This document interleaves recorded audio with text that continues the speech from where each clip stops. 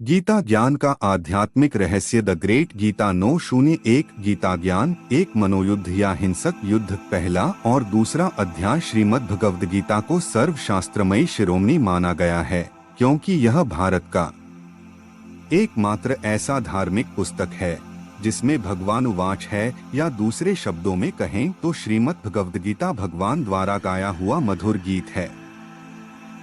यह गीत आज सारे संसार की आत्माओं के प्रति है, क्योंकि आज हम एक ऐसे युग में जी रहे हैं जहां कहा जाता है कि अनिश्चितता का समय है व चुनौतियों से भरा समय है। जब हर व्यक्ति को किसी न किसी चुनौती का सामना करना पड़ रहा है, उस चुनौती को पार करने के लिए कोई न कोई विधि ढूंढनी आवश्यक है। ऐसे समय में श्रीमद् भगवद गीता हम सबको जीवन जीने की कला सिखाती है कि हमारा जीवन कैसे होना चाहिए। मनुष्य का मन जब कई उलझनों से भर जाता है, तब वह सही रास्ता चुनना चाहता है। कई महान आत्माओं का ये अनुभव है कि जब वे श्रीमद् भगवद गीता को पढ़ना प्रारंभ करते हैं, तो मन के कई प्रश्नों का जवाब उन्हें स्वतः ही प्राप्त हो जाता है।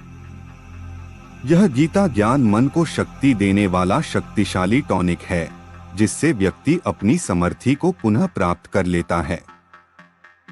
जब मन कई प्रकार की कमजोरियों को भी पार करने की शक्ति मनुष्य में इसी ज्ञान से आती है। गीता ज्ञान में सभी वेदों एवं उपनिषदों का सार समाया हुआ है। सारे वेदों को पढ़ने के लिए आज के परिवेश में किसी के पास समय नहीं है।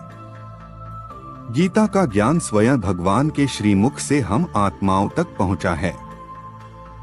संसार में जितनी भी धर्म पुस्तकें हैं, उन सभी धर्म पुस्तकों में यही बतलाया है कि उस धर्म के लोगों का जीवन में क्या आचरण होना चाहिए।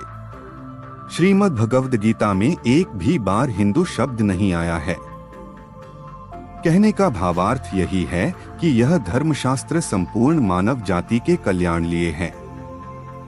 आज के युग में यह ज्ञान मनुष्य को श्रेष्ठ जीवन जीने की कला सिखलाता है।